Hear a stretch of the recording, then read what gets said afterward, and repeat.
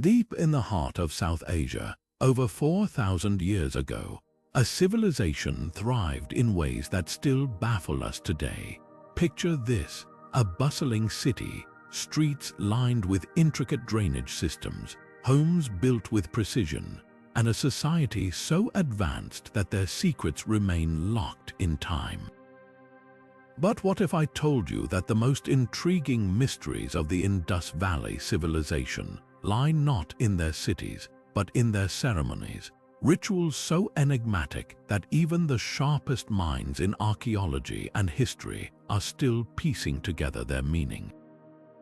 From the Great Bath of Mohenjo-Daro to the cryptic symbols on the Pashupati Seal, these ceremonies offer a glimpse into a world where spirituality, power, and daily life were deeply intertwined. Today, we're diving into 25 of these ancient rituals, each one a puzzle waiting to be solved.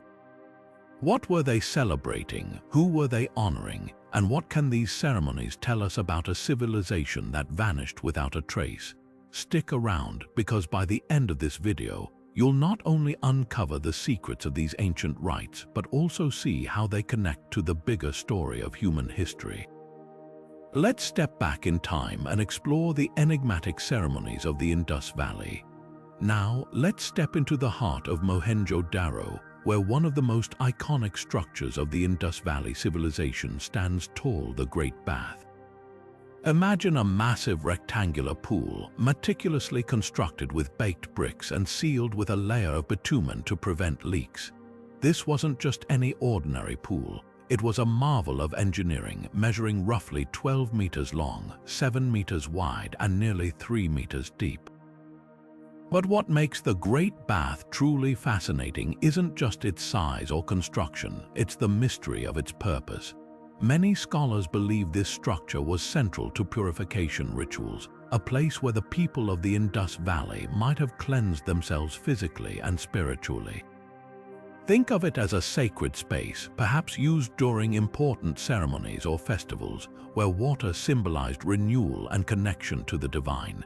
Some theories even suggest that the Great Bath was aligned with celestial events, possibly serving as a site for rituals tied to the cycles of the moon or the changing seasons.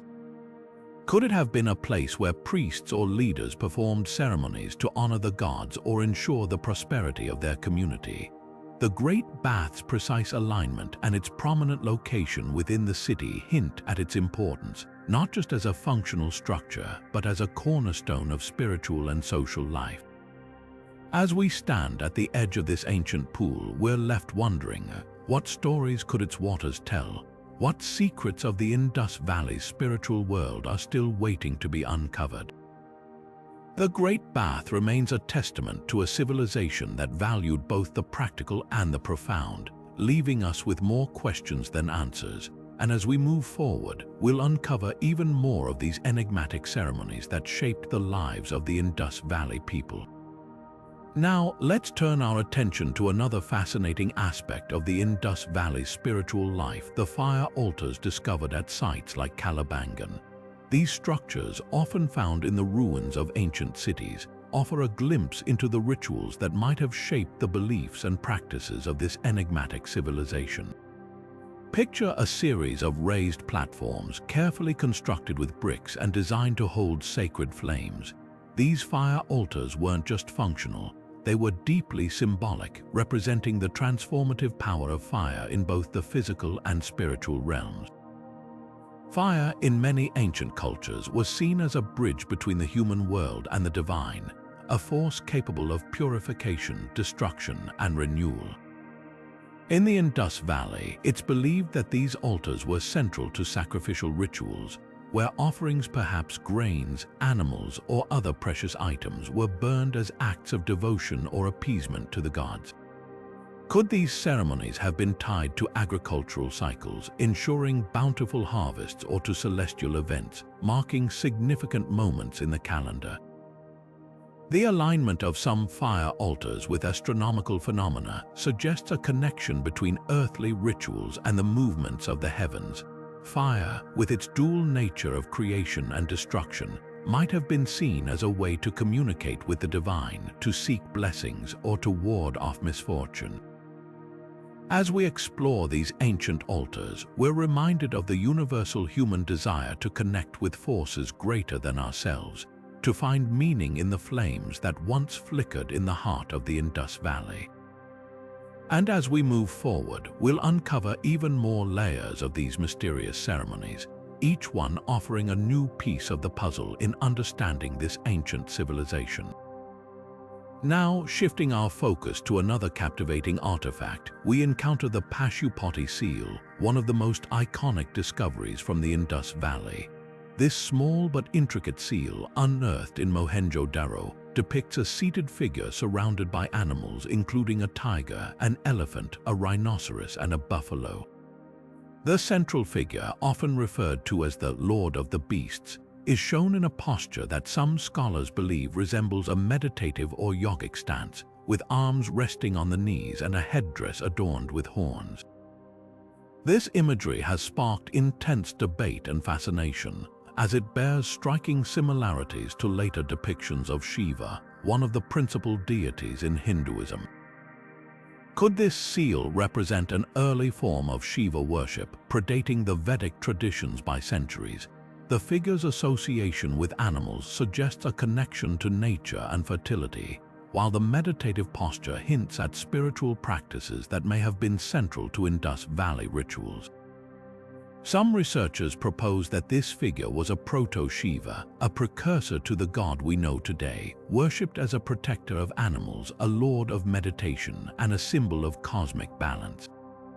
If this interpretation holds, it would mean that the roots of one of Hinduism's most revered deities stretch back to the Indus Valley Civilization, offering a tantalizing glimpse into the continuity of spiritual traditions in South Asia. The rituals associated with this figure might have involved offerings, meditation, or even ceremonial dances, all aimed at invoking the deity's blessings for prosperity, protection, and harmony. As we examine the Pashupati Seal, we're not just looking at an ancient artifact, we're peering into the spiritual world of a civilization that sought to understand and honor the forces of nature and the divine. And as we continue our journey, we'll uncover even more layers of these enigmatic ceremonies, each one revealing a deeper connection between the past and the present. Moving forward, let's turn our attention to another fascinating aspect of Indus Valley ceremonies, the terracotta figurines. These small, handcrafted clay sculptures, discovered in abundance across sites like Harappa and Mohenjo-Daro, offer a unique window into the spiritual and cultural life of this ancient civilization. Among these figurines, those depicting women stand out as particularly significant. Often portrayed with exaggerated features, such as wide hips and prominent breasts, these figurines are believed to symbolize fertility and motherhood. But what exactly was their role in the rituals of the Indus Valley people? Many scholars suggest that these terracotta figurines were central to fertility rites, ceremonies aimed at ensuring the prosperity of both people and crops. In an agrarian society like the Indus Valley, where survival depended on successful harvests, fertility was not just a personal concern but a communal one. The figurines may have been used in rituals to invoke the blessings of a mother goddess or other fertility deities, asking for abundant crops, healthy livestock, and thriving families. Some theories propose that these figurines were placed in homes or sacred spaces as talismans, while others suggest they were used in public ceremonies, perhaps even carried in processions or buried in fields as offerings to the earth. The symbolism of these figurines goes beyond their physical form. Their exaggerated features, often interpreted as representations of fertility, also reflect the Indus Valley people's deep connection to the cycles of nature. The emphasis on the female form highlights the importance of women in both the spiritual and practical aspects of life, as nurturers and sustainers of the community. Additionally, the use of terracotta, a material made from earth itself, further underscores the link between these figurines and the land, reinforcing their role in rituals tied to agriculture and renewal.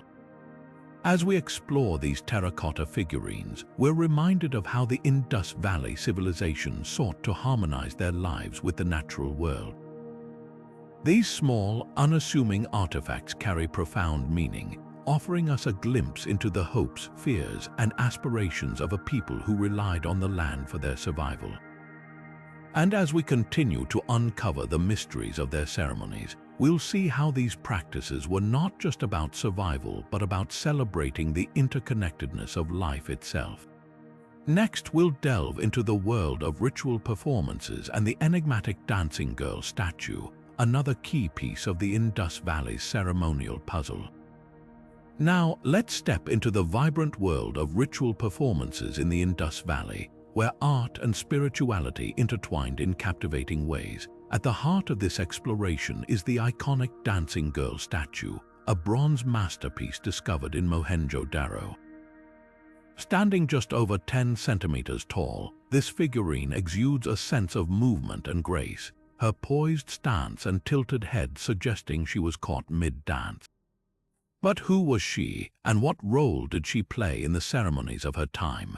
The dancing girl is often interpreted as a representation of a ritual performer, someone who may have taken part in ceremonial dances or theatrical displays. Her confident posture and intricate jewelry bangles adorning her arms and a necklace around her neck hint at her elevated status, possibly as a dancer or even a priestess. These performances were likely more than mere entertainment. They were deeply spiritual acts designed to honor deities, celebrate harvests, or mark significant life events. Music and dance were almost certainly integral to these rituals. Archaeological evidence, such as terracotta figurines of musicians playing drums and flutes, suggests that the Indus Valley people had a rich musical tradition. Imagine the scene: rhythmic drumbeats echoing through the streets, dancers moving in sync with the music, and the community gathered to witness these sacred performances. These ceremonies would have been multisensory experiences, blending sound, movement, and symbolism to create a powerful connection between the people and their gods. Theater, too, may have played a role in Indus Valley rituals. While direct evidence is scarce, the elaborate costumes and poses of figurines like the dancing girl hint at the possibility of dramatic performances. These could have been used to tell stories of creation, celebrate heroic deeds, or even reenact mythological events. Such performances would have served as both entertainment and education, passing down cultural knowledge and spiritual beliefs from one generation to the next. The dancing girl statue, with her timeless elegance, offers us a glimpse into a world where art and ritual were inseparable. Through her, we can begin to understand how music, dance, and theater were not just forms of expression but vital components of the Indus Valley's spiritual life. These performances brought communities together, fostering a sense of unity and shared purpose. As we move forward, we'll uncover another layer of Indus Valley ceremonies, one that delves into the symbolic power of animals and their role in ritual sacrifices. But for now, let's take a moment to appreciate the artistry and devotion captured in the dancing girl, a testament to the enduring legacy of this ancient civilization. Now, let's turn our attention to a practice that reveals the profound connection between the Indus Valley people and the natural world: animal sacrifices.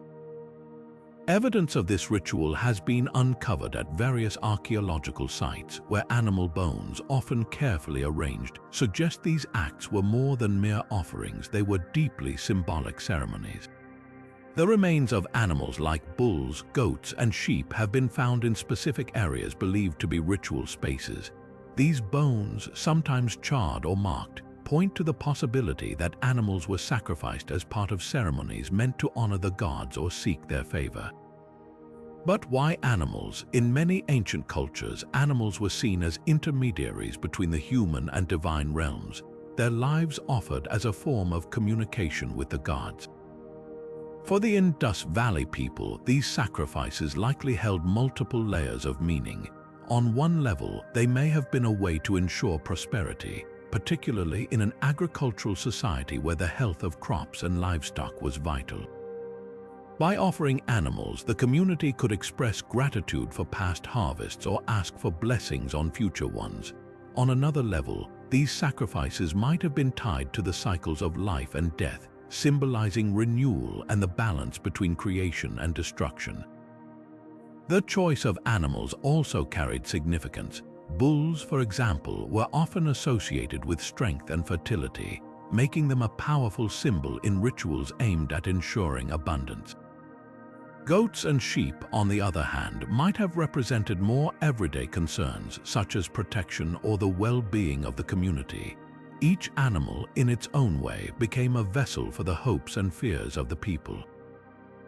These sacrifices were not just about the act itself, but also about the rituals surrounding it.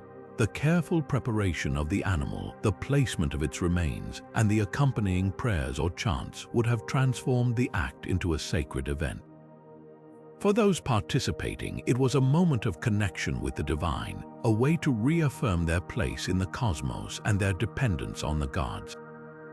As we reflect on these practices, it's clear that animal sacrifices were more than a means to an end. They were a profound expression of the Indus Valley people's spiritual worldview.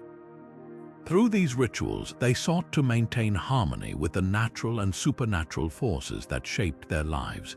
Next, we'll explore the role of religious authority in the Indus Valley, focusing on the enigmatic figure of the priest-king and the ceremonies he may have led. But for now, let's take a moment to consider the intricate symbolism behind these ancient sacrifices, a testament to the deep reverence this civilization held for the world around them. Moving forward, we now turn our attention to one of the most intriguing figures of the Indus Valley Civilization, the priest-king. This iconic statue, discovered in Mohenjo-Daro, has long fascinated archaeologists and historians alike. Standing at just under 7 inches tall, the priest-king is a small but powerful representation of authority, adorned with a robe draped over one shoulder and a headband with a circular ornament. But who was this figure, and what role did they play in the spiritual and social life of the Indus Valley people? The priest-king is often interpreted as a symbol of religious and political power, a figure who may have served as both a spiritual leader and a ruler. In a civilization where religion and governance were likely deeply intertwined, this individual would have been central to maintaining order and harmony. The statue's serene expression and regal posture suggest a figure of great importance, someone who commanded respect and reverence. One of the key questions surrounding the priest-king is the nature of the ceremonies they may have led.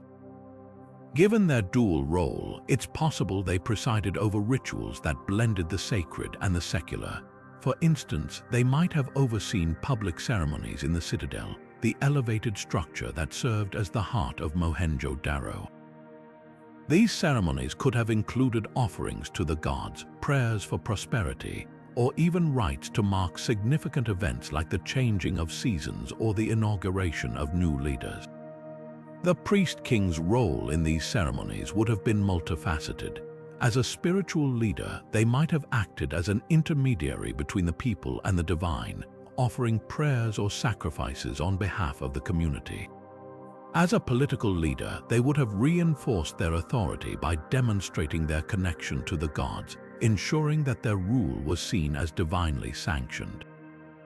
This dual role would have been crucial in maintaining social order, as it linked the well-being of the community to the actions of its leader. Another possibility is that the priest-king played a central role in rituals related to fertility and agriculture. Given the importance of farming to the Indus Valley people, ceremonies aimed at ensuring bountiful harvests would have been essential. The priest-king might have led processions, offered sacrifices, or performed symbolic acts to invoke the favor of the gods.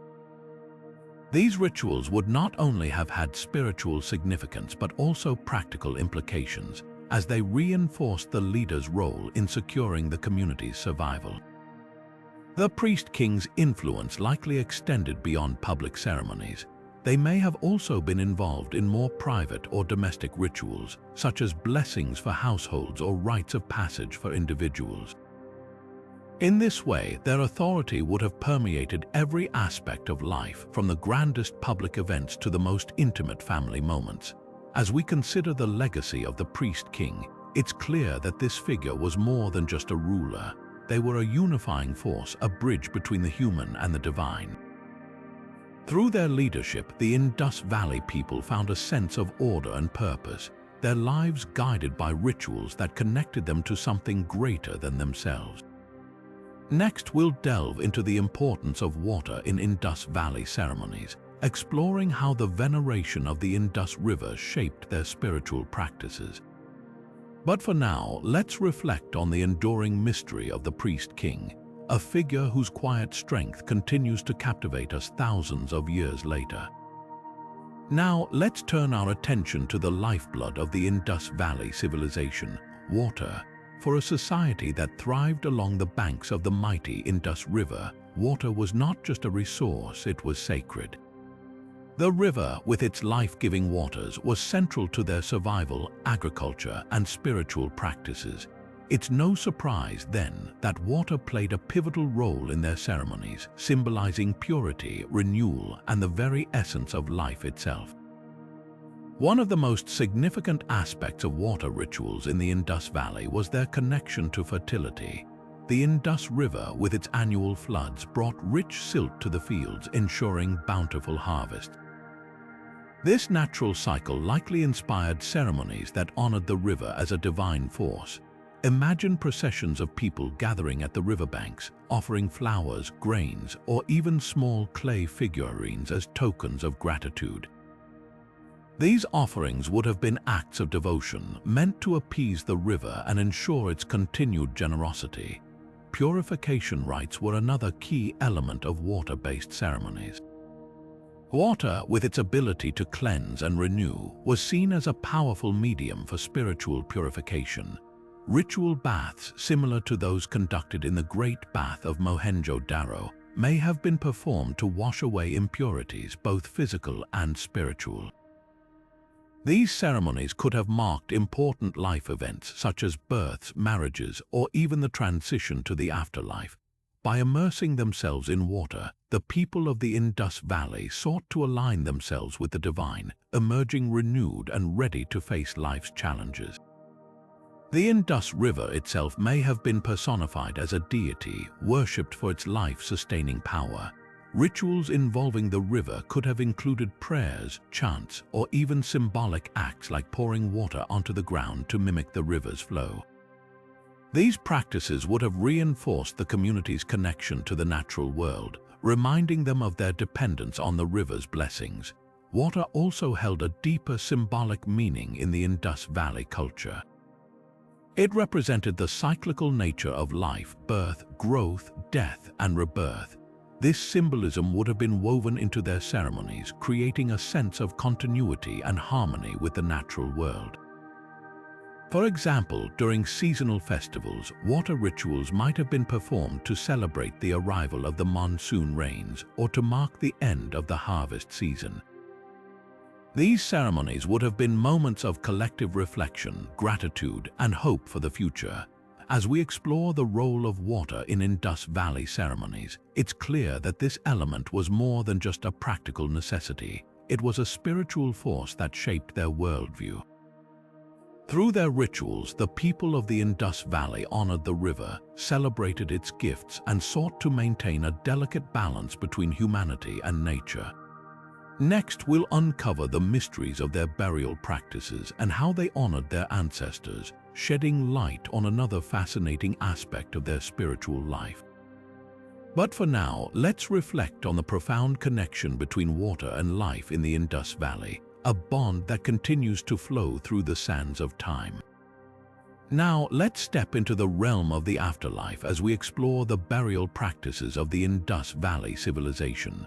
For a culture that placed such profound importance on life and its rituals, it's no surprise that they also had intricate customs surrounding death. The way a society honors its dead often reveals much about its beliefs, values, and spiritual worldview, and the Indus Valley is no exception. One of the most striking aspects of their burial customs is the care and precision with which they laid their deceased to rest. Archaeologists have uncovered graves where bodies were carefully positioned, often in a north-south orientation. This alignment might have held symbolic meaning, possibly reflecting their understanding of cosmic order or the journey of the soul after death. Alongside the bodies, grave goods were placed, ranging from pottery and jewelry to tools and figurines. These items weren't just personal belongings, they were offerings, meant to accompany the deceased into the afterlife and ensure their comfort and protection. The presence of grave goods also hints at the possibility of ancestor worship in the Indus Valley. By providing the dead with objects of value, the living may have been seeking to maintain a connection with their ancestors, honoring them as guardians or intermediaries between the human and divine realms. This practice suggests a belief in an ongoing relationship between the living and the dead, where ancestors continue to play a role in the community's spiritual and social life. Ceremonies honoring the dead would have been deeply meaningful events, bringing the community together to remember and celebrate those who had passed. These rituals might have included offerings of food, drink, or incense, as well as prayers or chants to invoke the ancestors' blessings. Such ceremonies would have served not only to honor the dead, but also to reinforce the bonds of kinship and continuity within the community. Interestingly, some burials show evidence of multiple individuals interred together, suggesting that family or communal graves were a common practice. This could indicate a belief in the importance of staying connected even in death, with families resting together for eternity. The care taken in these burials reflects a deep respect for the deceased and a desire to ensure their peaceful transition to the afterlife. The Indus Valley's burial practices also raise intriguing questions about their beliefs regarding the soul and the afterlife. Did they envision a journey to another realm, or did they believe in reincarnation? While we may never know for certain, the rituals and grave goods suggest a complex understanding of death as a transformative process rather than an end. As we reflect on these burial customs, it's clear that the people of the Indus Valley saw death not as a final farewell, but as a continuation of life in another form. Their ceremonies honoring the dead were acts of love, respect, and hope, a testament to their enduring connection with those who came before them. Next, we'll turn our attention to the enigmatic unicorn seals and the mystical symbols that may have played a role in their rituals. But for now, let's pause to consider the profound ways in which the Indus Valley honored their ancestors, weaving the threads of life and death into a tapestry of spiritual meaning. Now, let's shift our focus to one of the most fascinating and mysterious artifacts of the Indus Valley Civilization, the unicorn seals. These small, intricately carved stone objects have been found in abundance across Indus Valley sites, and their presence has sparked endless curiosity and debate among historians and archaeologists. What makes these seals so intriguing is not just their craftsmanship, but the enigmatic symbols they carry, particularly the recurring image of a unicorn-like creature. The unicorn depicted on these seals is unlike the mythical creature we imagine today. Instead, it appears as a single-horned animal, often resembling a bull or an antelope, standing proudly with a ritualistic object in front of it. This image is so widespread that it has become one of the defining symbols of the Indus Valley culture. But what does it represent? Some scholars believe the unicorn could symbolize power, fertility, or even a divine protector. Others suggest it might have been a totem animal representing a specific clan or community. The seals themselves were likely used in a variety of ways, from marking goods and property to serving as amulets or tokens in rituals. The fact that they were often found in areas associated with trade and administration suggests they played a practical role in daily life. However, their intricate designs and mystical motifs also point to a deeper ceremonial significance. It's possible that these seals were used in rituals to invoke blessings, ward off evil, or even to seal sacred agreements. Beyond the unicorn, the seals feature a range of other symbols, including geometric patterns, plant motifs, and what appear to be script-like inscriptions. While the Indus Valley script remains undeciphered, these symbols may have held spiritual or ritualistic meanings. Some researchers speculate that the inscriptions could be prayers, names of deities, or even instructions for ceremonies.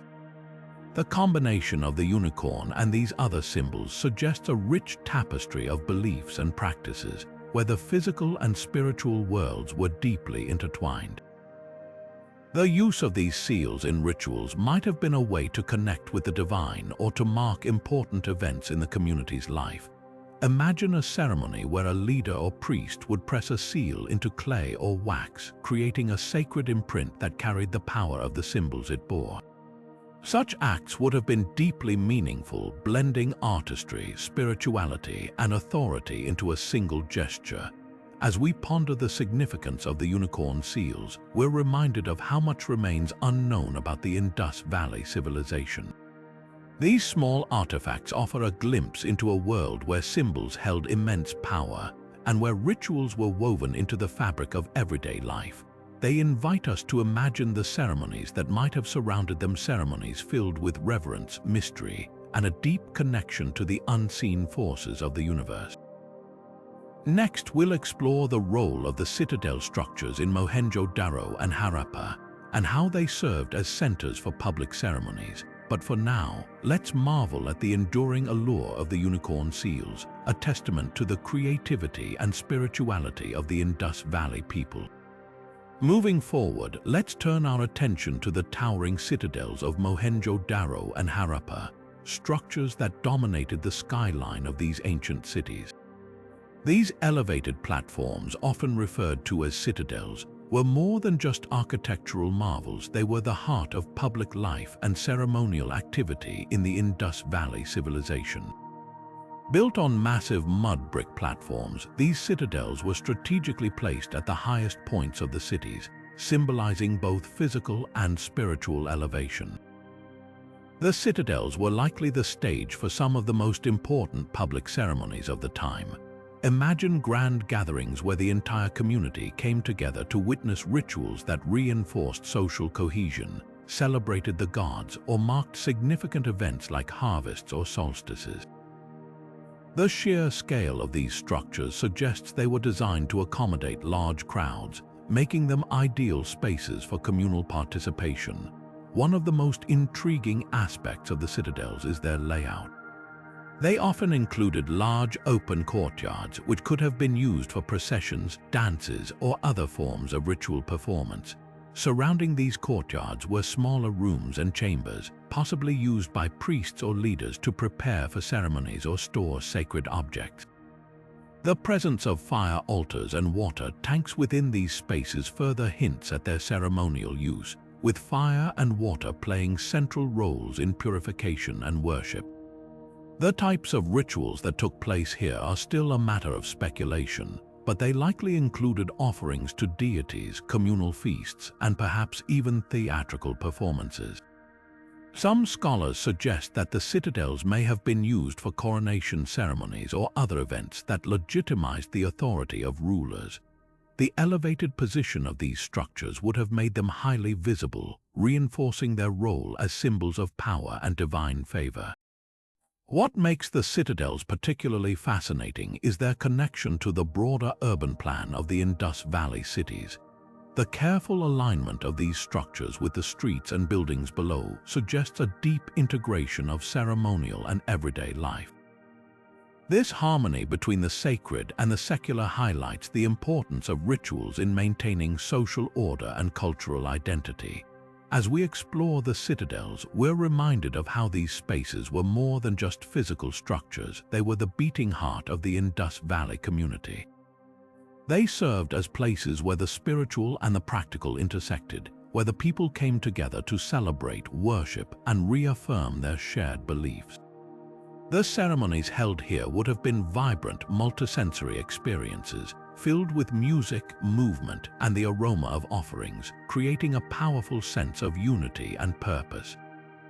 Next, we'll delve into the evidence of a mother goddess cult in the Indus Valley and the domestic rituals associated with this deity. But for now, let's reflect on the citadels as enduring symbols of a civilization that valued both the sacred and the communal, leaving behind a legacy that continues to captivate us today.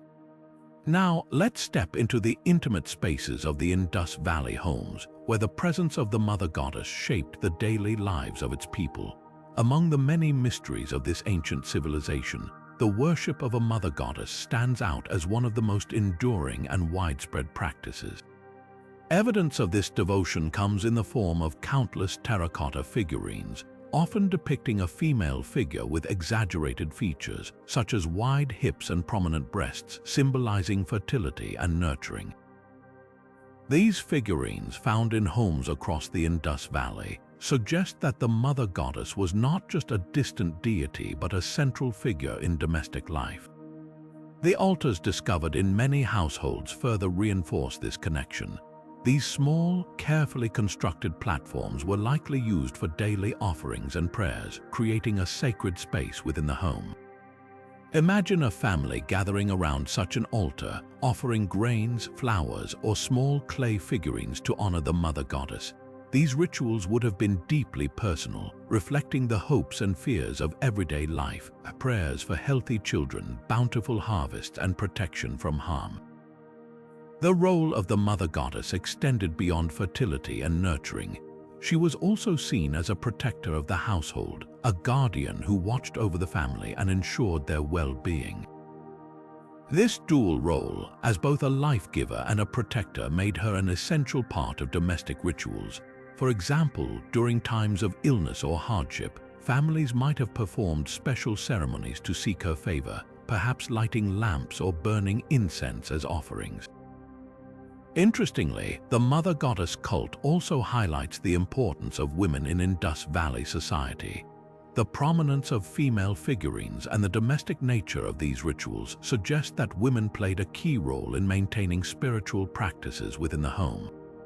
This stands in contrast to the public ceremonies led by male figures such as the priest-king, and offers a glimpse into the more private yet equally significant aspects of Indus Valley spirituality. The domestic rituals associated with the mother goddess were not just about individual households, they also reinforced community bonds. Neighbors might have shared in these practices, exchanging figurines or participating in communal offerings during festivals. This blending of the personal and the communal reflects the interconnectedness of Indus Valley life, where the sacred was woven into the fabric of everyday existence. As we reflect on the mother goddess and her role in domestic rituals, we're reminded of how these practices shaped the identity of the Indus Valley people. They were not just acts of worship but expressions of hope, resilience, and unity. The figurines and altars left behind offer us a window into a world where the divine was ever present, guiding and nurturing the lives of those who honored her. Next, we'll explore the symbolism of the bull in Indus Valley art and its connection to solar worship, uncovering how this powerful animal became a central figure in their ceremonies. But for now, let's take a moment to appreciate the quiet yet profound influence of the mother goddess on the homes and hearts of this ancient civilization. Now, let's turn our attention to one of the most striking symbols of the Indus Valley, the bull. This powerful animal appears repeatedly in their art, from seals to figurines, and its presence hints at a deep connection to both the natural and spiritual worlds. The bull, with its strength and vitality, was more than just an animal to the Indus Valley people. It was a symbol of life, power, and the sun itself. In many ancient cultures, the bull was associated with solar worship, and the Indus Valley seems to be no exception. The sun, as a source of light and energy, was vital for agriculture and by extension for survival. The bull, with its role in plowing fields and its sheer physical power, became a natural symbol of this life-giving force. Imagine a ceremony where a bull, adorned with garlands and painted symbols, was paraded through the streets or led into a sacred space. Such rituals would have been a way to honor the sun's power and seek its blessings for a fruitful harvest. The bull's symbolism extended beyond agriculture. It also represented strength and authority, qualities that were likely celebrated in public ceremonies. Seals depicting bulls often show them in dynamic poses, sometimes standing proudly or even confronting other animals. These images suggest that the bull was not just a passive symbol but an active force, embodying the energy and resilience of the community. One particularly fascinating aspect of bull imagery is its connection to celestial events. Some scholars believe that the positioning of bull motifs on seals and artifacts may have aligned with solar cycles, such as solstices or equinoxes. If true, this would mean that the bull was not only a symbol of the sun but also a marker of time, helping the Indus Valley people track the seasons and plan their agricultural activities. Ceremonies involving bulls would have been grand affairs, drawing the community together in celebration and reverence. These events might have included offerings of grain, milk, or even the sacrifice of a bull, though evidence for this is still debated. What's clear is that the bull held a central place in the spiritual and social life of the Indus Valley, bridging the gap between the earthly and the divine. As we consider the bull's role in Indus Valley ceremonies, we're reminded of how deeply intertwined their rituals were with the natural world. The bull, as a symbol of the sun and a source of agricultural power, was a reminder of the cycles of life and the forces that sustain them.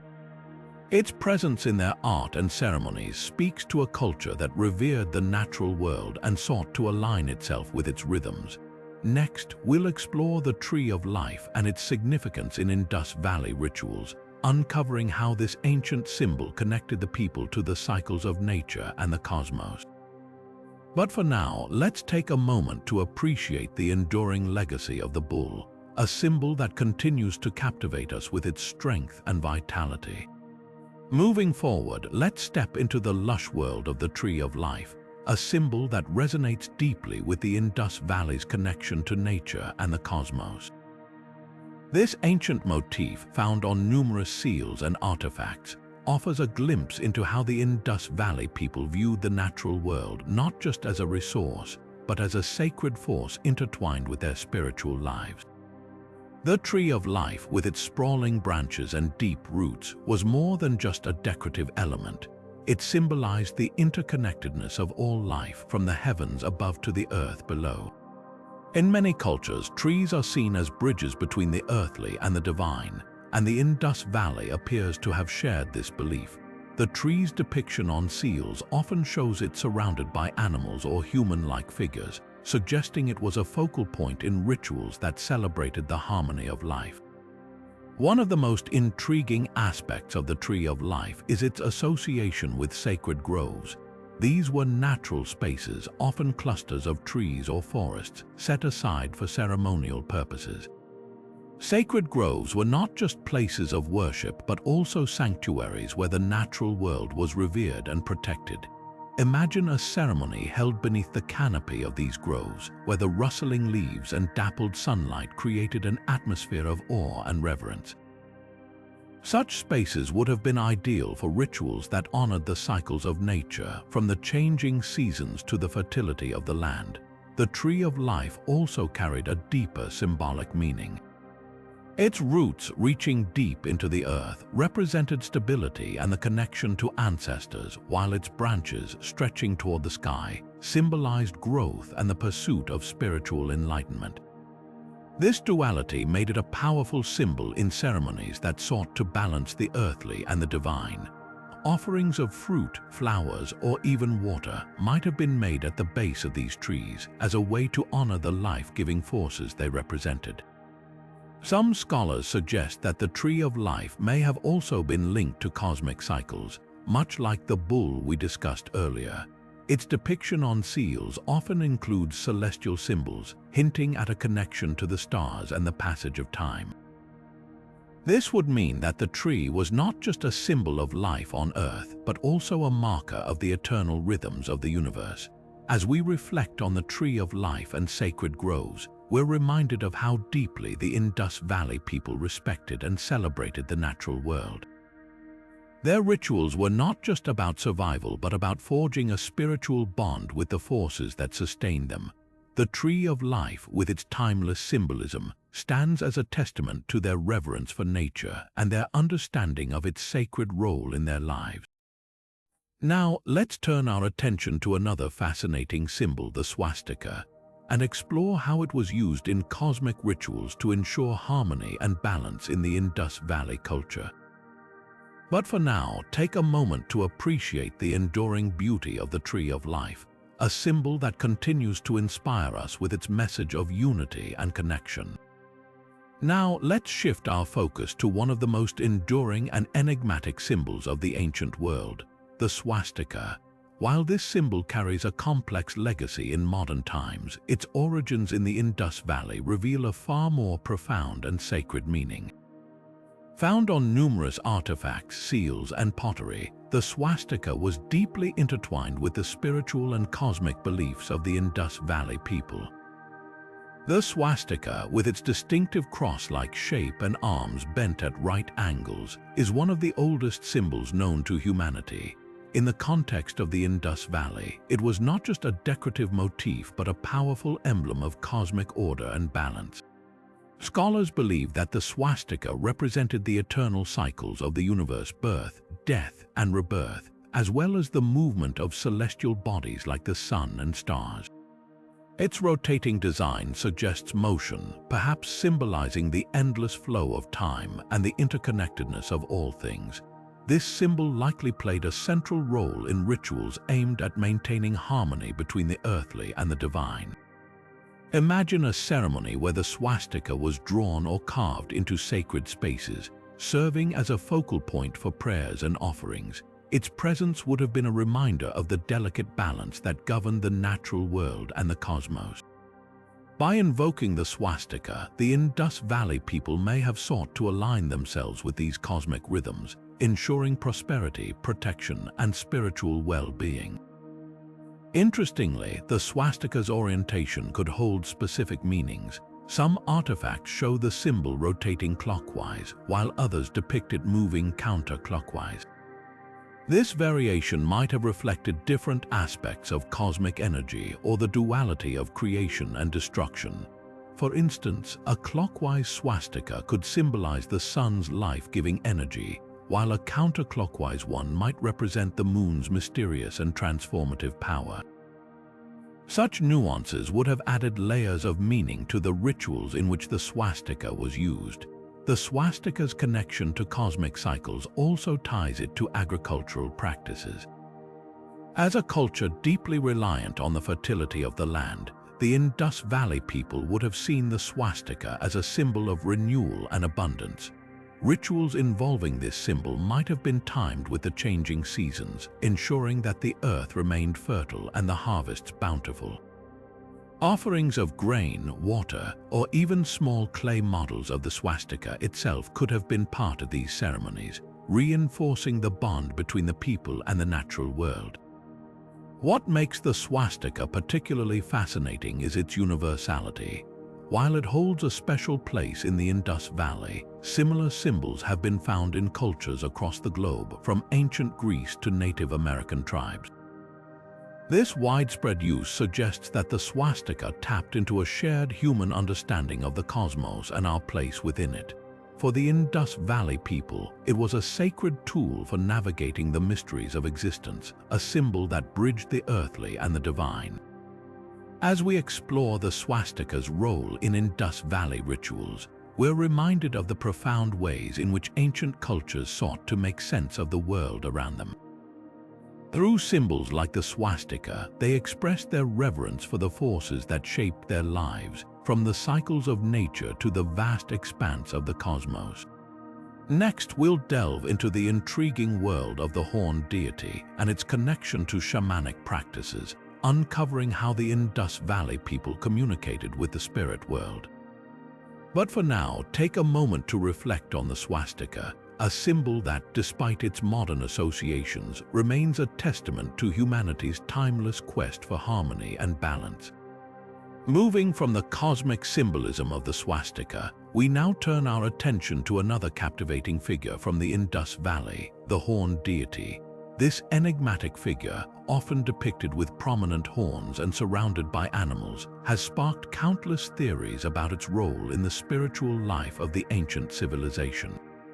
Could this deity represent an early form of shamanic practice, bridging the human and spirit worlds? Let's explore this intriguing possibility. The horned deity is one of the most striking images to emerge from Indus Valley artifacts. Found on seals, pottery, and even small figurines, this figure is typically shown seated in a yogic posture, with horns adorning its head and animals gathered around it. Some scholars have drawn parallels between this depiction and later Hindu deities like Shiva, often referred to as Pashupati or Lord of the Animals. However, the horned deity's connection to shamanic practices offers another fascinating layer of interpretation. Shamans, in many ancient cultures, were spiritual intermediaries who communicated with the spirit world to seek guidance, healing, or protection. They often wore animal skins or horns as part of their ritual attire, symbolizing their connection to the natural world and their ability to channel its power.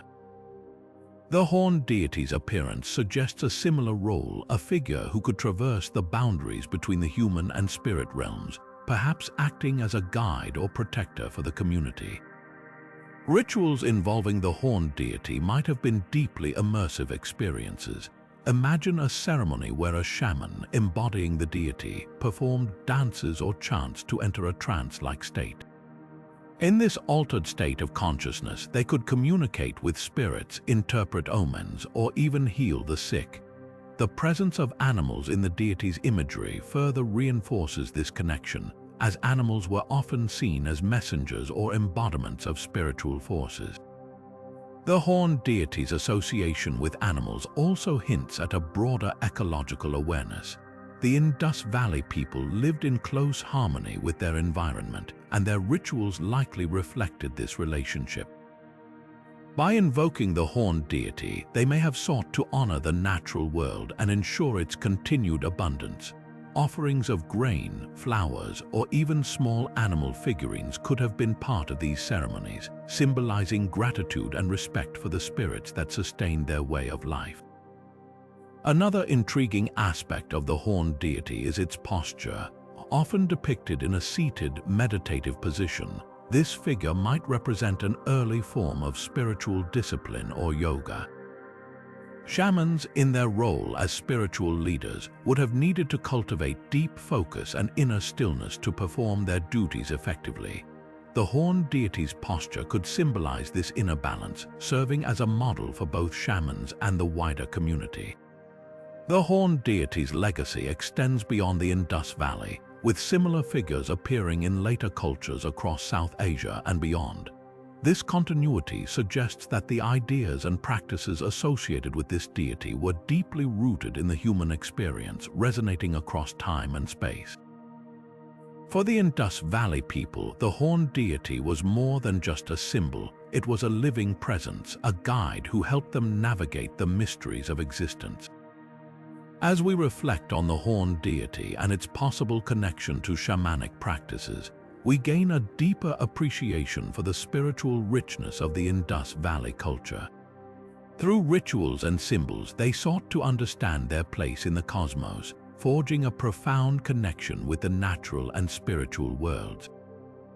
Next, we'll explore the ritualistic use of shells and beads, uncovering how these small yet significant items played a role in the ceremonies of the Indus Valley.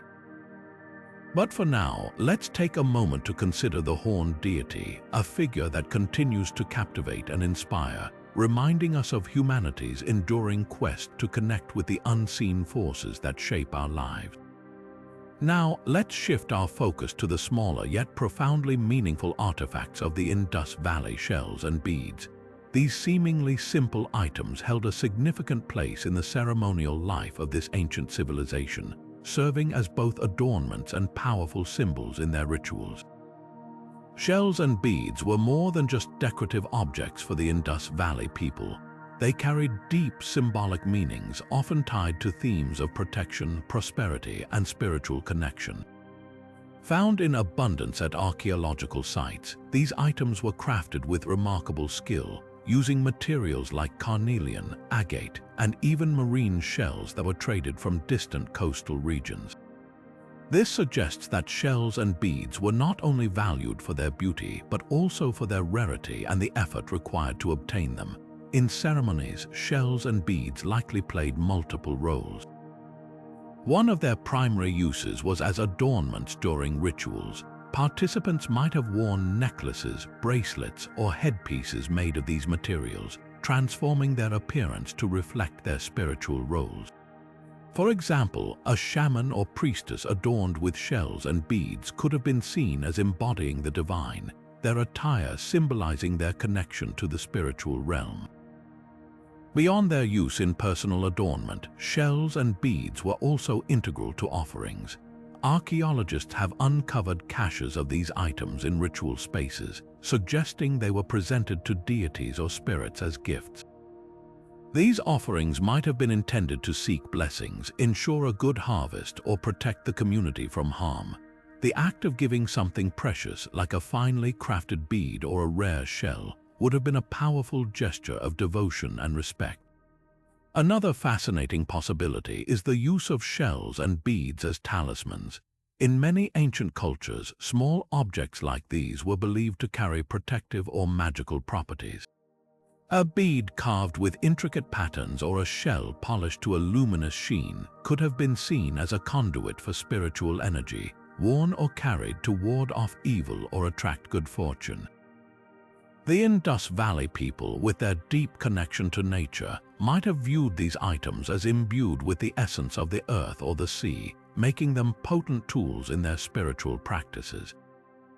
The craftsmanship of these beads and shells also speaks volumes about their importance. Many beads were meticulously drilled and polished, some so small and precise that their creation would have required exceptional skill and patience. This level of detail suggests that these items were not made casually, but were instead crafted with great care and intention, further elevating their status in rituals. Interestingly, the use of shells and beads in the Indus Valley also hints at their broader cultural connections. The presence of marine shells, for instance, points to trade networks that extended far beyond their immediate region. This exchange of materials and ideas likely enriched their ceremonial practices, blending local traditions with influences from distant lands. As we consider the role of shells and beads in Indus Valley ceremonies, we see how these small objects carried immense significance. They were not merely decorative but were woven into the spiritual fabric of the civilization, serving as symbols of devotion, protection, and connection. Through these artifacts, we catch a glimpse of how the Indus Valley people expressed their beliefs and sought to harmonize their lives with the forces they revered. Next, we'll delve into the lunar calendar and its role in timing seasonal festivals and ceremonies, uncovering how the Indus Valley people aligned their rituals with the rhythms of the cosmos. But for now, let's take a moment to appreciate the intricate beauty and profound meaning of shells and beads, a testament to the creativity and spirituality of this ancient culture. Moving from the intricate world of shells and beads, we now turn our attention to the skies above the Indus Valley. The ancient people of this civilization were not only skilled artisans but also keen observers of the heavens. Evidence suggests they developed a lunar calendar, a sophisticated system that guided their seasonal festivals and ceremonies, deeply intertwined with both agriculture and astronomy. The lunar calendar was a cornerstone of Indus Valley life, marking the passage of time through the cycles of the moon. Unlike the solar calendar we use today, which is based on the Earth's orbit around the sun, a lunar calendar relies on the phases of the moon. Each month began with the new moon, and the full moon marked the midpoint. This system allowed the Indus Valley people to track time with remarkable precision, aligning their rituals with the natural rhythms of the cosmos. One of the most significant uses of the lunar calendar was in agriculture. The Indus Valley Civilization thrived on farming, with crops like wheat, barley, and cotton forming the backbone of their economy. Timing was everything when it came to planting and harvesting, and the lunar calendar provided a reliable framework. Festivals and ceremonies were often held at key points in the agricultural cycle, such as the beginning of the planting season or the first harvest. These events were not just practical markers but also spiritual occasions where the community came together to honor the forces of nature that sustained them. Astronomy played a crucial role in shaping these rituals. The Indus Valley people likely observed celestial events like solstices and equinoxes, using them to refine their calendar and plan their ceremonies. For example, the winter solstice, the shortest day of the year, might have been a time for rituals celebrating the return of longer days and the promise of renewed growth. Similarly, the spring equinox, when day and night are of equal length, could have marked a festival of balance and renewal, symbolizing the harmony between light and darkness. The alignment of their cities and structures with celestial events further underscores the importance of astronomy in their culture. Some scholars believe that the layout of Mohenjo-Daro and Harappa was designed to reflect the movements of the stars and planets, creating a physical connection between the heavens and the earth. This cosmic harmony was likely mirrored in their ceremonies, where the rhythms of the moon and stars guided the timing and themes of their rituals. Seasonal festivals were not just about agriculture and astronomy, they were also deeply spiritual. These events provided an opportunity for the community to come together, strengthening social bonds and reaffirming their shared beliefs. Music, dance, and feasting would have been central to these celebrations, creating a vibrant atmosphere of joy and unity. At the same time, these festivals served as a reminder of the interconnectedness of all things earth, sky, and humanity, and the need to live in harmony with the natural world. The lunar calendar also highlights the Indus Valley people's ingenuity and adaptability. By observing the moon and stars, they developed a system that allowed them to thrive in a challenging environment. Their ability to predict seasonal changes and plan accordingly was a testament to their deep understanding of the natural world. This knowledge was not just practical but also sacred, woven into the fabric of their spiritual and cultural life. As we reflect on the lunar calendar and its role in Indus Valley ceremonies, we gain a deeper appreciation for the sophistication of this ancient civilization. Their ability to harmonize their lives with the cycles of the moon and stars speaks to a profound connection with the cosmos, one that shaped their rituals, their agriculture, and their very way of life. Next, we'll explore the role of pottery in Indus Valley ceremonies, uncovering how these everyday objects were transformed into sacred vessels of meaning and purpose. But for now, let's marvel at the ingenuity of the lunar calendar, a testament to the timeless human quest to understand and align with the rhythms of the universe. Shifting our focus from the celestial rhythms of the lunar calendar, we now turn to the earth beneath our feet, where the Indus Valley people crafted objects of both utility and profound spiritual significance. Pottery, a seemingly mundane aspect of daily life, played a central role in their ceremonies, transforming simple clay into vessels of meaning and purpose. The Indus Valley Civilization was renowned for its advanced pottery techniques, producing a wide variety of vessels that served both practical and ceremonial functions. These objects were not just containers but also symbols of the community's connection to the earth and the divine. In rituals, pottery took on a sacred role, used for offerings, libations, and communal feasts that brought people together in celebration and reverence. One of the most striking uses of pottery in ceremonies was for offerings. Archaeologists have uncovered numerous vessels designed specifically for this purpose, often found near altars or in sacred spaces. These pots were used to hold food, grains, or liquids, which were presented to deities as a gesture of gratitude or supplication. The act of offering was deeply symbolic, representing the community's dependence on the gods for prosperity and protection. Libations, the ritual pouring of liquids such as water, milk, or wine, were another important use of pottery. These acts were believed to honor the gods and ancestors, creating a bridge between the earthly and spiritual realms. The vessels used for libations were often intricately designed, with shapes and patterns that reflected their sacred purpose. Some pots featured spouts or handles, making them easier to pour, while others were adorned with symbols that invoked blessings or protection. Feasting was also a key element of Indus Valley ceremonies, and pottery played a vital role in these communal gatherings. Large storage jars and serving dishes have been found at excavation sites, suggesting that food was prepared and shared in abundance during festivals and rituals. These feasts were more than just meals. They were acts of unity and celebration, reinforcing social bonds and expressing gratitude for the bounty of the earth.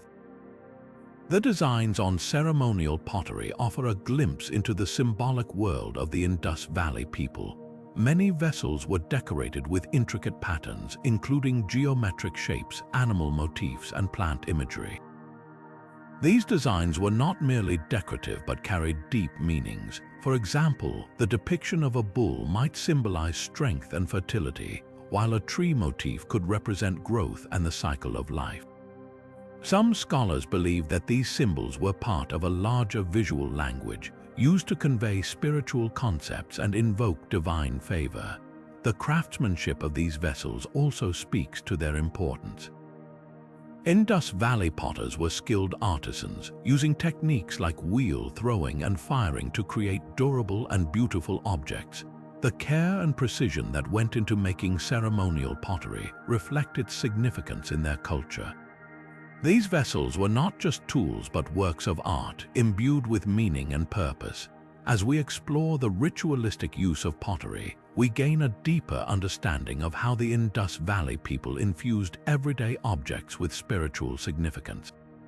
Through offerings, libations, and feasts, they transformed clay into a medium for connecting with the divine and celebrating the cycles of life.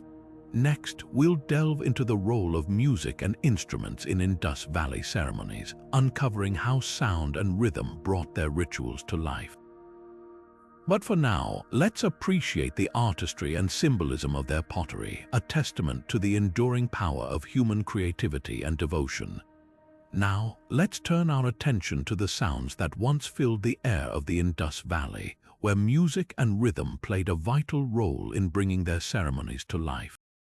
The discovery of musical instruments at various archaeological sites offers a fascinating glimpse into how sound was woven into the fabric of their rituals, creating an atmosphere that was both sacred and communal. Among the most commonly found instruments are drums and flutes, each serving a unique purpose in ceremonial practices. Drums, with their deep, resonant beats, were likely used to set the rhythm of rituals, guiding participants through the steps of a ceremony or invoking a sense of unity and focus. The steady pulse of a drum could mimic the heartbeat of the earth, connecting the people to the natural world and the divine forces they sought to honor. Flutes, on the other hand, added a melodic dimension to these rituals. Made from materials like bone or clay, these instruments produced soft, haunting tones that may have been used to evoke emotions or call upon spiritual entities. The sound of a flute could rise and fall like the wind, symbolizing the breath of life or the voice of the gods. Together, drums and flutes created a rich auditory tapestry that enhanced the spiritual experience of the ceremonies. Music in the Indus Valley was not just an accompaniment to rituals but a powerful tool for transformation. It had the ability to alter the mood of a gathering, shifting from solemn reverence to joyous celebration. During festivals, the lively rhythms of drums and the uplifting melodies of flutes might have encouraged dancing and communal participation, fostering a sense of togetherness and shared purpose. In more solemn rites, the slower, more contemplative sounds could help participants enter a meditative state, preparing them for acts of devotion or communication with the divine. The role of music extended beyond the immediate experience of the ceremony. It also served as a form of storytelling, preserving cultural narratives and spiritual teachings through sound. Certain rhythms or melodies might have been associated with specific deities, seasons, or events, creating a musical language that conveyed meaning beyond words. This auditory tradition would have been passed down through generations, ensuring the continuity of their spiritual practices. The craftsmanship of these instruments also reflects their importance in Indus Valley culture. Flutes, for example, were often intricately designed with carefully placed holes to produce precise notes. Drums, too, were made with care, using materials like animal hides and wood to create instruments that were both durable and resonant. The effort put into crafting these tools highlights their significance in creating a sacred atmosphere during ceremonies. As we explore the role of music and instruments in the Indus Valley, we begin to understand how sound was more than just entertainment. It was a bridge between the earthly and the divine. Through rhythm and melody, the people of this ancient civilization connected with their gods, their community, and the natural world around them. Next, we'll uncover the fascinating world of masks and costumes in Indus Valley ceremonies, where artistry and spirituality intertwine to transform participants and invoke the presence of deities. But for now, let's take a moment to appreciate the power of music, a universal language that continues to resonate across time and cultures. Now, let's step into the world of transformation and artistry, where masks and costumes played a pivotal role in the ceremonies of the Indus Valley. The discovery of figurines and artistic depictions suggests that these items were more than mere decorations. They were tools of spiritual expression designed to bridge the gap between the human and the divine. Masks, often crafted with intricate details, may have been used to embody deities or spirits during rituals. By wearing these masks, participants could temporarily take on the identity of a god or a mythical being, becoming a vessel for divine presence. This transformation allowed the community to interact with the sacred in a tangible way, as the wearer of the mask became a living representation of the divine. The masks themselves were likely made from materials like clay, wood, or even metal, each chosen for its symbolic significance and durability. Costumes, too, played a crucial role in these ceremonies.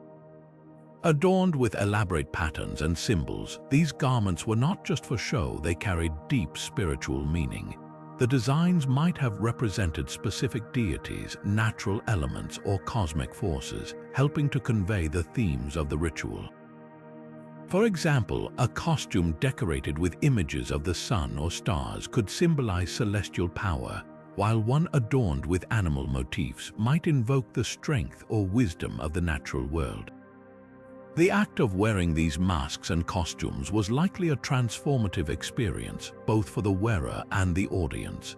For the wearer, it could have been a deeply personal journey, allowing them to step outside their everyday identity and connect with something greater. For the community, it provided a visual and emotional connection to the divine, making the abstract concepts of their beliefs more accessible and real. These ceremonial garments and masks also served as a form of storytelling. Through their designs and the way they were used, they could narrate myths, celebrate historical events, or honor the cycles of nature. A mask depicting a horned deity, for instance, might have been used in rituals honoring fertility or the harvest, while a costume adorned with water motifs could be linked to ceremonies celebrating the life-giving power of rivers. The craftsmanship involved in creating these items speaks to their importance in Indus Valley culture. Artisans would have spent considerable time and effort designing and crafting masks and costumes, ensuring they were both beautiful and functional. The attention to detail, such as the precise carving of facial features on a mask or the intricate weaving of patterns into a costume, reflects the reverence with which these items were regarded. As we consider the role of masks and costumes in Indus Valley ceremonies, we see how they were more than just accessories, they were instruments of transformation and connection. Through these artistic creations, the people of the Indus Valley brought their gods to life, celebrated their myths, and deepened their spiritual practices. Next, we'll explore the sacred fire and hearth rituals of the Indus Valley, where the warmth of the flame played a central role in domestic and communal ceremonies. But for now, let's reflect on the power of masks and costumes tools that allowed an ancient civilization to step into the realm of the divine and bring their beliefs to life. Now, let's turn our attention to the heart of the home, the hearth, and its sacred role in the daily lives of the Indus Valley people. The hearth was more than just a source of warmth or a place to cook meals. It was a spiritual center, a focal point for domestic rituals that connected families to the divine. Fire, with its transformative power, was seen as a living force, a bridge between the earthly and the spiritual realms. In every Indus Valley home, the hearth likely held a place of honor. It was here that families gathered not only to prepare food, but also to perform small, intimate ceremonies honoring household deities. These rituals might have involved offerings of food, grains, or even small clay figurines, placed into the flames as a gesture of gratitude or supplication. The fire consuming these offerings was believed to carry them to the gods, ensuring the family's prosperity and protection. The symbolism of fire in these rituals cannot be overstated. Fire represented purity, renewal, and the life-giving energy of the sun.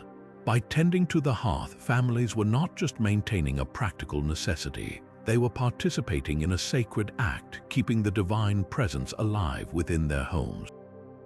The hearth fire was a constant reminder of the gods' watchful presence, a source of comfort and spiritual connection in everyday life. Archaeological evidence suggests that hearths were often placed in central locations within homes, emphasizing their importance. This positioning allowed the fire to be a unifying element, drawing the household together for both practical and ceremonial purposes.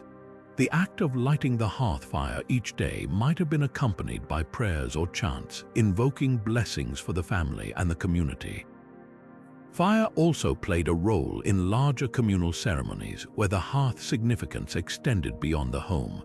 In these gatherings, the hearth fire could symbolize the collective spirit of the community, a shared source of warmth and light that bound people together. Rituals involving fire might have included the lighting of communal bonfires or the sharing of sacred flames, reinforcing social bonds and collective identity. The materials used to fuel the hearth fire were likely chosen with care, each carrying its own symbolic meaning. Wood, for instance, might have been selected for its association with growth and vitality, while dried herbs or incense could have been added to purify the air and invoke specific deities. The crackling of the fire, the rising smoke, and the flickering flames all contributed to the sensory experience of these rituals, creating an atmosphere of reverence and connection. As we reflect on the sacred fire and hearth rituals of the Indus Valley, we see how deeply intertwined the spiritual and the everyday were in this ancient culture. The hearth was not just a practical feature of the home, it was a living altar, a place where the divine and the domestic met. Through these rituals, the people of the Indus Valley honored their gods, nurtured their families, and maintained a sense of harmony with the world around them. Next, we'll delve into the ritualistic use of metals and jewelry, exploring how these precious materials were used to create objects of both beauty and spiritual significance. But for now, let's take a moment to appreciate the humble hearth, a symbol of warmth, unity, and the enduring connection between the human and the divine. Now, let's shift our focus to the gleaming world of metals and jewelry, where the Indus Valley people transformed raw materials into objects of both beauty and spiritual power. Metals like copper and gold were not just prized for their aesthetic appeal, they held deep symbolic meaning and played a central role in the rituals and ceremonies of this ancient culture. The use of metals in the Indus Valley was a testament to their advanced craftsmanship and their understanding of the natural world. Copper, one of the earliest metals to be worked by humans, was widely used to create tools, ornaments, and ritual objects. Its reddish hue and malleability made it a popular choice, but it was also imbued with symbolic significance. Copper was often associated with vitality and strength, qualities that made it a fitting material for objects used in ceremonies aimed at invoking protection or prosperity. Gold, on the other hand, was rarer and more precious, reserved for the most sacred and high-status items. Its luminous, untarnished surface symbolized purity, immortality, and the divine. Gold jewelry, such as necklaces, bracelets, and earrings, was likely worn during important rituals, signifying the wearer's connection to the gods or their elevated status within the community. These pieces were not merely decorative. They were talismans believed to carry the blessings of the deities and to protect the wearer from harm. Archaeological discoveries have revealed a wealth of metal artifacts, from intricately designed jewelry to ceremonial vessels and figurines. These objects often feature elaborate patterns and motifs, such as spirals, geometric shapes, and animal forms, each carrying its own symbolic meaning. For example, a copper amulet shaped like a bull might have been used to invoke the strength and fertility associated with this powerful animal, while a gold pendant adorned with a sun motif could symbolize the life-giving energy of the celestial body. The process of creating these objects was itself a form of ritual. Metal workers, who were likely seen as skilled artisans with a touch of the divine, would have performed specific ceremonies before and during the crafting process. These might have included offerings to the gods of fire and metal, prayers for success, and purification rites to ensure the finished object was imbued with spiritual power. The act of transforming raw metal into a sacred object was seen as a collaboration between the human and the divine, a way of channeling the gods' favor into the material world. Jewelry and metal objects were also used as offerings in larger ceremonies. A gold ring or a copper figurine might be placed on an altar or buried as part of a ritual, serving as a tangible expression of devotion or a plea for divine intervention. These offerings were believed to carry the prayers and intentions of the giver, bridging the gap between the earthly and the spiritual realms. The symbolic meaning of metals extended beyond their physical properties. Copper, with its connection to the earth and its life-giving qualities, was often linked to fertility and renewal. Gold, with its association with the sun and the heavens, represented eternal life and divine favor. Together, these metals formed a powerful duality, embodying the balance between the earthly and the celestial, the mortal and the immortal. As we explore the ritualistic use of metals and jewelry in the Indus Valley, we gain a deeper appreciation for the artistry and spirituality of this ancient culture. These objects were more than just adornments. They were conduits of divine energy, tools for connecting with the gods, and symbols of the profound relationship between humanity and the sacred. Next, we'll turn our attention to the role of astrology and divination in Indus Valley ceremonies, uncovering how the stars and celestial patterns guided their rituals and beliefs. But for now, let's marvel at the enduring legacy of these shimmering artifacts, which continue to captivate us with their beauty and mystery.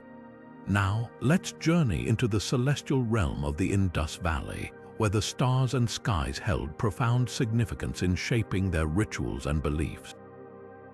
The people of this ancient civilization looked to the heavens not just for wonder, but for guidance, turning to astrology and divination as tools to navigate the mysteries of life and the divine.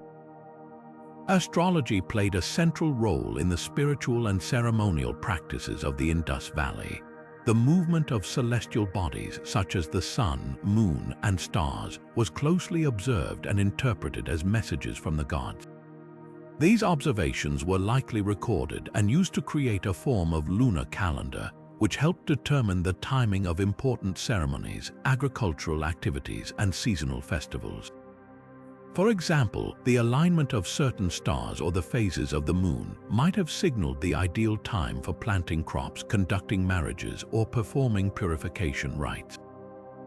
Divination, the practice of seeking knowledge of the future or the will of the gods, was another key aspect of their spiritual life. Archaeological evidence suggests that the Indus Valley people used various methods to divine answers to their questions. One such method may have involved the use of inscribed seals or tablets, which were interpreted by priests or shamans. These individuals, believed to have a special connection to the divine, would read the symbols and patterns on these objects to uncover hidden truths or predict outcomes.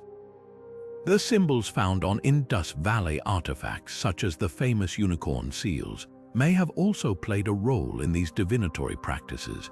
The unicorn, often depicted alongside other symbols like the tree of life or celestial motifs, could have been interpreted as a sign of prosperity, protection, or divine favor.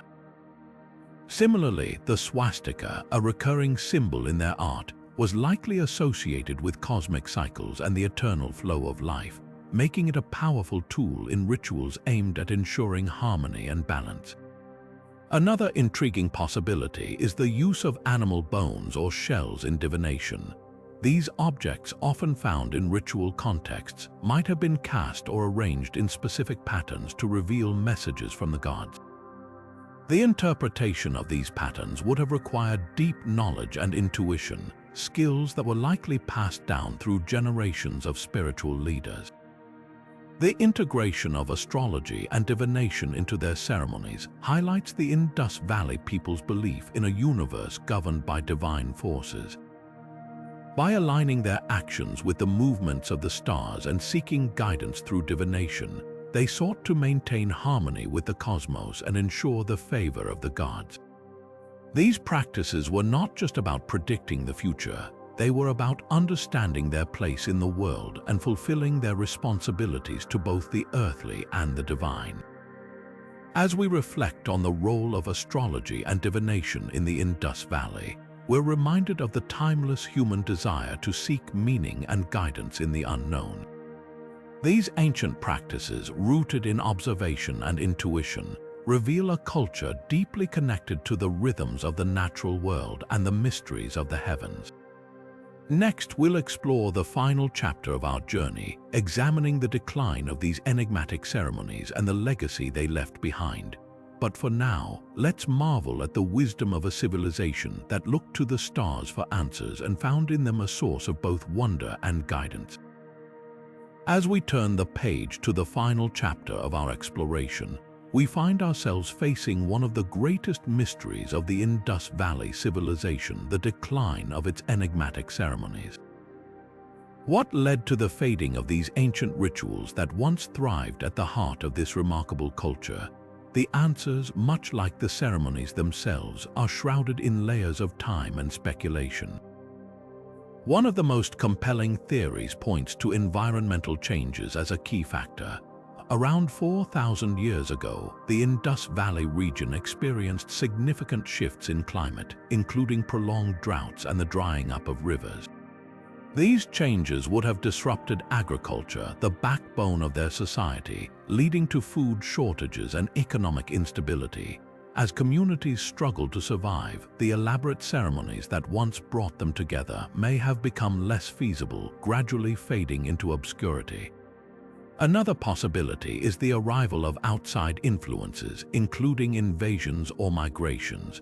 Some scholars suggest that the arrival of new groups, such as the Indo-Aryans, brought with them different cultural practices and beliefs.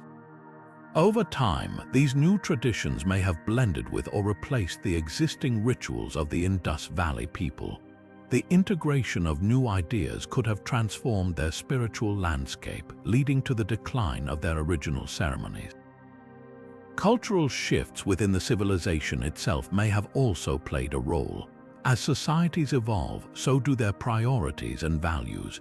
The Indus Valley people, known for their adaptability and innovation, might have gradually moved away from their traditional ceremonies in favor of new practices that better suited their changing world. This internal transformation, while natural, would have marked the end of an era for their ancient rituals. Yet, even as these ceremonies faded, their influence endured. The legacy of the Indus Valley rituals can be seen in the spiritual practices of later cultures across South Asia. Elements of their symbolism, such as the swastika and the tree of life, reappeared in the art and religion of subsequent civilizations. Their emphasis on water, fire, and celestial alignment also found echoes in the rituals of Hinduism, Buddhism, and other traditions. The decline of these ceremonies reminds us that even the most enduring practices are shaped by the forces of time and change. Yet their echoes linger, a testament to the ingenuity and spirituality of the Indus Valley people. As we close this chapter, we're left with a profound appreciation for a civilization that sought to understand the mysteries of life through its rituals, leaving behind a legacy that continues to inspire and intrigue. And with that, our journey through the enigmatic ceremonies of the Indus Valley comes to an end. But the story doesn't stop here. These ancient practices invite us to reflect on the timeless human quest for meaning and connection. If you've enjoyed unraveling these mysteries with us, don't forget to like, subscribe, and hit the notification bell for more explorations into the fascinating world of history. Until next time, keep exploring. Now, let's take a closer look at one of the most iconic structures of the Indus Valley Civilization, the Great Bath of Mohenjo-Daro. This remarkable feat of ancient engineering wasn't just a place for physical cleansing. It was a cornerstone of their urban planning and ceremonial life. The Great Bath, with its precise measurements and advanced construction techniques, offers us a glimpse into how the Indus Valley people integrated their spiritual practices into the very fabric of their cities. The Great Bath was strategically located at the heart of Mohenjo-Daro, surrounded by other significant structures like the granary and the assembly hall. Its central position suggests that it wasn't just a functional space but a symbolic one, serving as a focal point for the community. The bath itself was built with baked bricks and sealed with a layer of bitumen to prevent water leakage, showcasing their ingenuity and attention to detail. Its dimensions, approximately 12 meters long, 7 meters wide, and 2.5 meters deep, were carefully calculated, reflecting a deep understanding of geometry and proportion. What's even more fascinating is how the Great Bath aligns with the broader layout of the city. Mohenjo-Daro's streets were laid out in a grid pattern, with the Great Bath positioned along a central axis. This alignment wasn't accidental. It likely held ceremonial significance, connecting the bath to the city's spiritual and social life. The surrounding structures, including raised platforms and colonnades, suggest that this area was used for public gatherings, possibly during rituals or festivals. The bath's design and placement indicate that urban planning in the Indus Valley wasn't just about practicality, it was deeply intertwined with their ceremonial needs. The Great Bath's role in purification rituals further highlights this connection. Water, as a symbol of life and renewal, was central to many Indus Valley ceremonies. The bath's design, with its steps leading down into the water, may have facilitated rituals involving immersion or offerings. Its proximity to other public spaces suggests that these ceremonies were communal events, reinforcing social bonds and shared beliefs. The careful alignment of the bath with celestial events such as solstices or equinoxes adds another layer of meaning, hinting at a sophisticated understanding of astronomy and its role in their spiritual practices. This integration of architecture and ceremony reveals a civilization that valued harmony between the physical and the spiritual. The Great Bath wasn't just a structure, it was a testament to their ability to blend practicality with profound symbolism. As we explore its significance, we gain a deeper appreciation for how the Indus Valley people shaped their cities to reflect their beliefs, creating spaces that were both functional and deeply meaningful. And with that, we're reminded once again of the enduring legacy of this ancient culture, whose innovations continue to inspire us today. Moving from the water-centric rituals of the Great Bath, we now turn our attention to another fascinating aspect of Indus Valley ceremonies, the fire altars. These structures, discovered at sites like Kalibangan, offer a glimpse into how fire played a central role in their spiritual practices. But what makes these fire altars even more intriguing is their potential connection to celestial events, such as solstices and equinoxes. This relationship between fire and the heavens suggests a sophisticated understanding of astronomy and its integration into their rituals. The fire altars of the Indus Valley were not just simple pits for burning offerings. They were carefully constructed, often with precise geometric shapes and orientations. At Kalibangan, for example, archaeologists have uncovered fire altars arranged in specific patterns, some aligned with the cardinal directions. This deliberate placement hints at a deeper purpose, one that goes beyond mere functionality. The alignment of these altars with celestial events suggests that the Indus Valley people may have used them to mark significant moments in the solar and lunar cycles. Imagine standing at one of these fire altars during a solstice or equinox.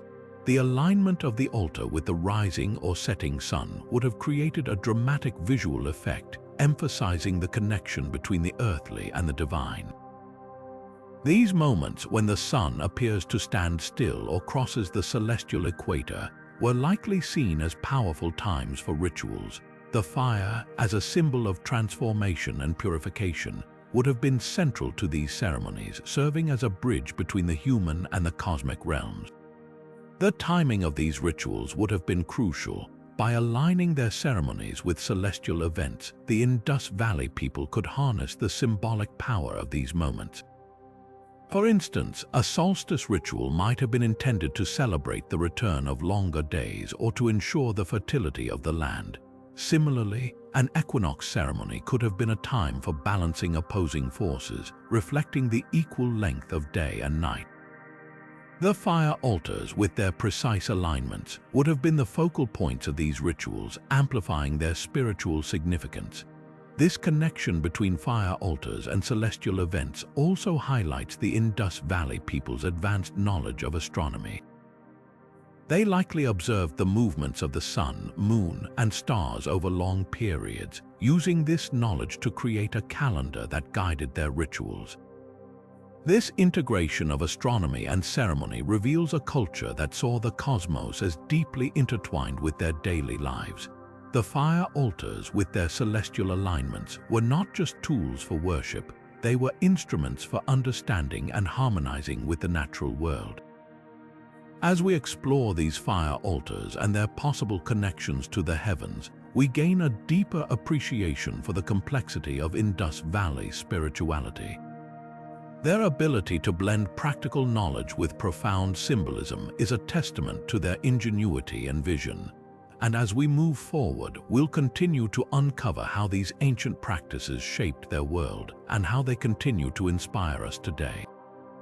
Now, let's shift our focus to one of the most iconic artifacts of the Indus Valley, the Pashupati Seal. This small but intricate seal, discovered in Mohenjo-Daro, has sparked endless fascination and debate among historians and archaeologists. At its center is a figure seated in what appears to be a meditative posture, surrounded by animals. Many believe this figure represents an early form of Shiva, often referred to as Pashupati, or the Lord of Animals. But what makes this seal truly remarkable is the possibility that it depicts one of the earliest known examples of yoga or meditation practices. The figure on the Pashupati seal sits cross-legged, with hands resting on the knees, a posture strikingly similar to modern yoga asanas like the lotus position. This has led some scholars to suggest that the Indus Valley people may have practiced forms of yoga or meditation as part of their spiritual and ceremonial routines. If true, this would push the origins of yoga back thousands of years earlier than previously thought, challenging our understanding of its history. But why would yoga or meditation be part of Indus Valley ceremonies? One theory is that these practices were used to achieve a state of heightened awareness or connection with the divine. In many ancient cultures, meditation was seen as a way to transcend the physical world and commune with higher powers. For the Indus Valley people, who placed great importance on harmony with nature and the cosmos, such practices would have been a natural extension of their spiritual beliefs. The animals surrounding the figure on the seal, a tiger, an elephant, a rhinoceros, and a buffalo, add another layer of meaning. These creatures may symbolize the forces of nature or different aspects of the divine, suggesting that the figure is in a state of balance and control over these elements. This imagery aligns with the idea of yoga as a practice of mastering the self and achieving unity with the universe. If yoga or meditation was indeed part of Indus Valley ceremonies, it would have been a deeply personal yet communal experience. Imagine a group of people gathered in a sacred space, perhaps near a fire altar or within the walls of a citadel, engaging in these practices together. The rhythmic breathing, the stillness, and the focus on inner peace would have created a powerful atmosphere, enhancing the spiritual significance of their rituals. This connection between the Pashupati Seal and yoga also raises intriguing questions about the continuity of spiritual practices across millennia. Could the yoga we practice today have roots in the Indus Valley? While we may never know for certain, the seal offers a tantalizing glimpse into the possibility that these ancient people were pioneers of practices that continue to shape our lives. As we reflect on the Pashupati Seal and its potential link to yoga, we're reminded of the enduring power of ancient wisdom. The Indus Valley people's ability to blend physical discipline with spiritual insight is a testament to their profound understanding of the human experience. And as we move forward, we'll explore how these practices might have influenced other aspects of their culture, revealing even more about their enigmatic world. As we come to the end of our journey through the 25 enigmatic ceremonies of the Indus Valley, it's impossible not to be struck by the depth and complexity of this ancient civilization. From the Great Bath's purification rituals to the symbolic fire altars, the mysterious Pashupati Seal, and the intricate terracotta figurines, each ceremony offers a glimpse into a world where spirituality, nature, and daily life were deeply intertwined. These rituals were not just acts of worship but profound expressions of a culture that sought harmony with the cosmos and the forces that shaped their existence. Yet, despite the wealth of artifacts and archaeological evidence, so much about these ceremonies remains shrouded in mystery. Were the fire altars used for sacrifices or celestial observations? Did the Pashupati Seal truly depict the origins of yoga? And what role did the dancing girl or the mother goddess play in the spiritual lives of the Indus Valley people? These questions remind us that the past is not a static story but a living, evolving puzzle, inviting us to explore, question, and imagine. The Indus Valley civilization may have vanished thousands of years ago, but its legacy endures in the rituals, symbols, and practices that continue to inspire and intrigue us today. Whether it's the reverence for water, the symbolism of animals, or the pursuit of spiritual balance, these ancient ceremonies offer timeless lessons about humanity's quest for meaning and connection. What do you think about these enigmatic rituals? Do you see parallels between the Indus Valley ceremonies and modern spiritual practices? Share your thoughts in the comments below. We'd love to hear your perspective. And if you enjoyed unraveling these ancient mysteries with us, don't forget to hit the like button, subscribe to our channel, and ring the notification bell so you never miss out on more fascinating explorations of history's greatest enigmas. Until next time, keep exploring, keep questioning, and keep discovering the wonders of our shared past.